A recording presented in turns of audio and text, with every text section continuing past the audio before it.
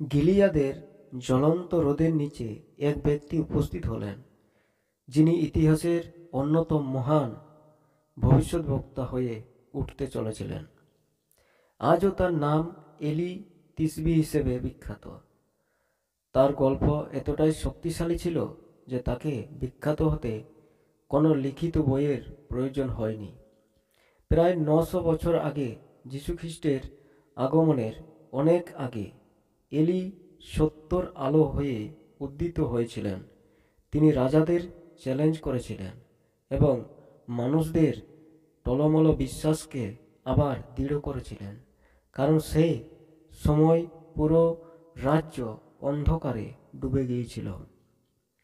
সদাপ্রভু ঈশ্বরের পরিকল্পনা অনুসারে এলি গুরুত্ব ছিল অপরিসীম। মালাখি 4:5 লেখা আছে, দেখো, আমি সেই মহৎ ও ভয়ানক দিনের আগেই তোমাদের কাছে ভবিষ্যদ্বক্তা এলিয়কে পাঠাবো। এই ভবিষ্যৎবাণী মানুষের হৃদয়ে গুঞ্জল এবং তারা এই সদাপ্রভুর বার্তাবাহকের ফিরে আসার অপেক্ষায় ছিল। বাইবেলে লেখা আছে যে তিনি গিলিয়দ থেকে এসেছিলেন, কিন্তু তার পরিবার এবং শিকড় সম্পর্কে খুব কম তথ্য দেওয়া হয়েছে। এই রহস্য তাকে আরও আকর্ষণীয় করে তুলেছিল এবং মানুষ তার সম্পর্কে আরও জানতে চেয়েছিল। এলি শুধু কথার মানুষ ছিলেন না, তিনি ছিলেন অত্যন্ত শক্তিশালী। প্রথম রাজাবলী 17:1 লেখা আছে যে তিনি রাজা আহাবকে একটি বড় খারাপ সতর্কতা দিয়েছিলেন। তিনি এত দ্রুত দৌড়তে পারতেন যে আহাবের রথের চেয়েও আগে পৌঁছে গিয়েছিলেন ইসরায়েলে। খারাপ সময় সদাপ্রভু ঈশ্বর এলিকে কিরিয়ত নদীর ধারে থাকার নির্দেশ দেন, যেখানে কাক তাকে খাবার এনে দিত।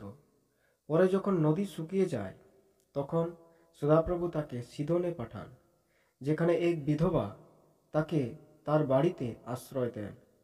সেখানে এলি সদাপ্রভু ঈশ্বরের শক্তি দেখান এবং অলৌকিকভাবে খাবারের যোগান দেন। এই ঘটনার মাধ্যমে তিনি প্রমাণ করেন যে যদি কেউ সদাপ্রভুর উপর আস্থা রাখে, তাহলে সদাপ্রভু ঈশ্বর তার যত্ন নেন। মাউন্ট কার্মেলেজ। এরপর এলিয়া এক বিশাল চ্যালেঞ্জের জন্য প্রস্তুতি নেন। ইসরায়েলে তখন ভয়ানক দুর্ভিক্ষ চলছিল এবং মানুষ মূর্তি পূজায় লিপ্ত ছিল। এলি রাজা আহাবকে বললেন যে তিনি বাল এবং সদাপ্রভুর মধ্যে একটি পরীক্ষা করতে চান। তিনি ঘোষণা করেন যে প্রকৃত ঈশ্বর তিনিই হবেন, যিনি স্বর্গ থেকে আগুন পাঠিয়ে বলি গ্রহণ করবেন। বালের 450 জন ভবিষ্যদ্বক্তা ছিল। তাদের দেবতাকে ডাকতে থাকেন, কিন্তু কোনো ফল হয় না। এরপর এলি তার বলি প্রস্তুত করেন এবং সদাপ্রভুর কাছে প্রার্থনা করেন। সঙ্গে সঙ্গে স্বর্গ থেকে আগুন নেমে আসে এবং বলি, কাঠ, এমনকি জল পর্যন্ত জ্বলে যায়। এই অলৌকিক ঘটনাটি দেখে সকল মানুষ স্বীকার করে সদাপ্রভুই সত্যিকারের ঈশ্বর। এই মহৎ বিজয়ের পরেও রানী ইজেবেল এলিয়কে হত্যা করতে চেয়েছিলেন।